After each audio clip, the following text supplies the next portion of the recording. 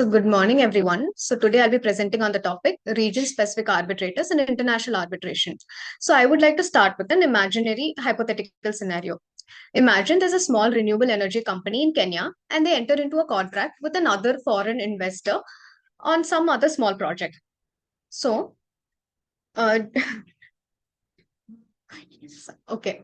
So the contract and everything goes fine, but later after that, certain disputes arise regarding the payments of it. So now, as per the contract, it goes to international arbitration. And the arbitrator appointed to resolve this dispute is from Europe.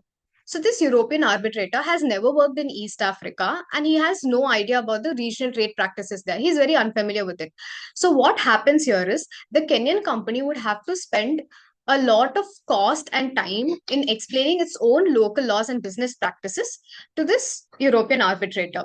So by the time the arbitral award is issued, one, the process has been elongated for such a long period, the costs have increased, and sometimes the results can also be very unfair. And this is essentially not because the arbitrator is biased, it's because he was not equipped to assess the context itself in the first place. So this is not just a hypothetical scenario, but it's the daily reality of international arbitration today. So, this exposes one fundamental contradiction where the system claims to be international in nature, but in reality, most of the arbitrators who come in this field are usually from two dominating regions in the world. So, today I'll be challenging this and making my case as to why region specific arbitrators are important in ensuring legitimacy and efficiency in the system.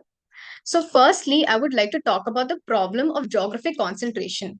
So, the International Center for Settlement of Investment Disputes had presented a data where it said that most tribunals are entirely Anglo European, or they have at least two European arbitrators who mostly serve in majority of the cases. ICC statistics already showed that there are parties coming from 140 countries all around the world. Yet, when it comes to the number of arbitrators, you have a continent like Africa that only has very minimum representation in comparison to UK, USA, or Asia. Our external affairs minister Jaishankar had made a famous remark on Europe saying, so Europe must move away from the mindset that the world problems are not considered as European problems, but I'm sorry, European problems are considered as the world problems, but the world problems are not considered as European problems. So this observation can also be reflected in international arbitration as well, where so the European legal experience is considered as something that is universally applicable, but the region specific expertise is often viewed as something peripheral. But a lot of data study shows that now parties are preferring or having more demand for this region specific expertise, where they want arbitrators who understand their legal system, their business environment, and their commercial reality. When it comes to region specific arbitrators, the first advantage I would say is the legal system expertise. So usually what happens is in international arbitration, it uh, operates in a very on an unstated assumption that the European civil law traditions or the common law principles are something that are well equipped and can work for all the dispute throughout the world. But that is a very problematic view. You have the UAE and India bilateral investment treaty, which came into force in 2024, that acknowledges the existence of different legal system and the need for arbitrators who can walk across them. So this is not just a symbolic language, but it also shows that there are certain problems that have existed in the previous agreements.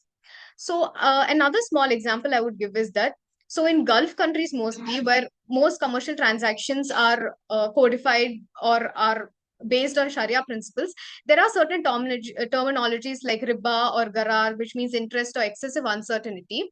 So obviously, parties would prefer an arbitrator who knows these concepts naturally rather than someone who's learning it through translators or interpreters, because even though they learn it, there is still room for making certain mistakes. So next, um, another advantage I would say is the language justice or the hidden cost barrier. So, ICC statistics show that most arbitration awards are issued in English. The Hong Kong International Arbitration Center, which is based in Asia, serves primarily Asian parties. Most of the cases are decided in English language itself, and very few are decided in Chinese. Here, the arbitration is happening in Hong Kong, and then the parties that they're serving are Asian parties. But then most of the proceedings are conducted in English. This affects the very value of arbitration, which is to uphold neutrality. Because this, I would say, is a structural advantage that is serving only the English speakers rather than the parties who are coming from different countries of the world as well, because they have to bear this massive hidden costs. So this ancestral model also, it has an important value or a right it gives to its parties, which is parties should be given full opportunity to present their case. So this language barrier itself undermines this value directly. So region specific arbitrators can help in eliminating all these issues, because one, parties will get an opportunity to argue their case in their own strong language. You're reducing the interpretation and the translation costs. And most importantly, the quality of justice will also improve. So the third advantage I would say is the industry and infrastructure realities. So the ICSID's 2025 statistics says that there's increase in disputes involving energy, oil, gas, and mining. So these sectors can obviously not be separated from the local infrastructure or from the geopolitical dynamics. So I would like to give another small hypothetical example. Imagine an arbitrator is arbitrating a dispute for the Democratic Republic of Congo, and the contract says something like the company has to take commercially reasonable efforts in order to transport copper ore for export. So here, this commercially reasonable efforts will not make any sense if the port is located some 2,000 kilometers away, if there is some issues with regard to the road transportation, any changes during seasons, or most of the transport corridors are controlled by armed groups or any such issues. So I'm not saying that a foreign arbitrator may not be able to learn this or understand it and give a fair decision. He would be able to, but he would require some extensive research into it, extensive fact finding. He needs some expert testimony on this. Whereas if that arbitrator is coming from an area like a sub-Saharan African arbitrator, he would understand this regional constraints with regard to infrastructure much better, and he would be able to give the same fair judgment without having to go through such a long process. Then the fourth advantage is the enforcement success. We have seen in Indian arbitration itself, enforcing a foreign award plays a very important role. And an award that cannot be enforced is definitely worthless. So enforcement again majorly depends on the local courts, the public policy rules, and the political consideration, and this varies across different jurisdictions. So there are many examples where this enforcement comes into picture and has caused many issues. So I feel like region specific expertise can help resolve this issue as well. The fifth advantage, which is the most important, is the access to justice.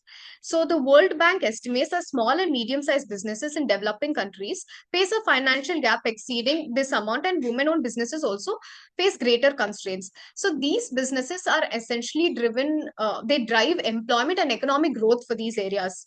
So they cannot be expected to pay this affordable, this fees or this absorbent fees that this arbitrators are charging according to the European standards.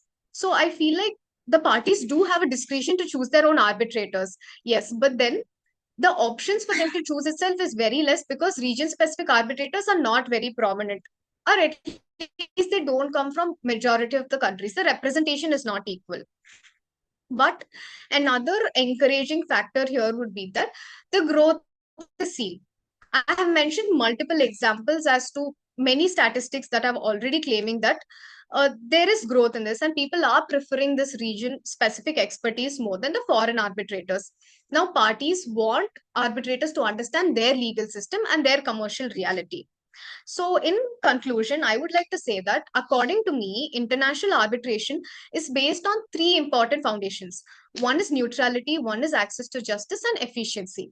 So, the current system now does not uphold all of these three values completely or fully for that matter.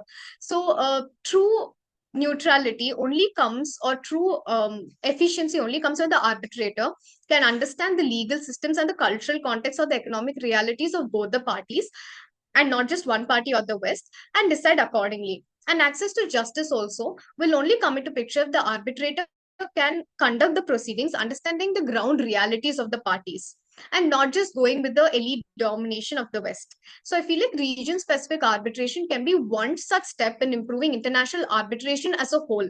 And which would help in upholding all of these values of arbitration. So that is my presentation. If anybody has any questions, you can go ahead.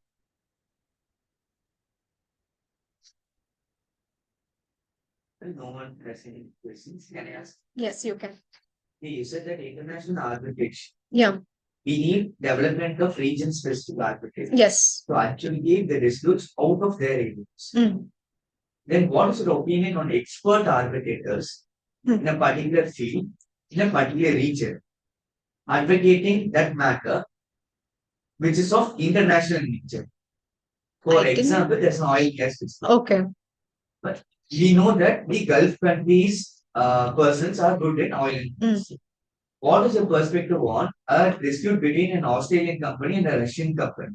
And a Gulf arbitrator sitting as an expert arbitrator in that matter? So this would still be advantageous as long as it is not biased. I feel like this would still be understanding. He has expert knowledge. He comes from that region. He understands it much better. So I don't think that would be an issue if that was the question. Then what is your perspective on a dream arbitral tribunal? Dream arbitral tribunal. So what do you think may be the qualities of each and every arbitrator for the 3-member arbitral tribunal? Yeah. What requirements do you need for each one of them to have? Yes. So a 3-member arbitral tribunal obviously has one presiding arbitrator who has to decide. So my entire presentation or research on region-specific arbitrators, of course, has a lot of counter arguments. One such important counter argument is that there could be bias. If one is coming from one particular region, he could be more biased also. So you need a foreign arbitrator who can decide without this bias. So when there's a 3-member tribunal, you can have one presiding arbitrator who can be neutral, and they should be, my argument is that there should be at least one arbitrator in the 3-member tribunal who has this expertise in this particular region or in that whatever they're deciding. And the other arbitrator or the presiding arbitrator might be someone who's taking that neutral decision without any bias based on whatever this arbitrators put forth also. So I think this would be the ideal qualities. If I have to go into detail, again, the normal qualities as what we see in Indian arbitration also can be mentioned. They should be neutral, they should be unbiased, they should hear the parties, they should follow natural justice principle. All of that will be equally applicable to all of them. As a final question, do you think international arbitration is something that is local, regional, or local? Or all? Global, regional, or local? It is global. Global. Considering the transactions that different countries have with each other and parties from different countries, it is global. So, of course, if you have regional and local issues as well, but global will be the umbrella term that would probably cover all of it. Yeah. Shall I exit? Yeah.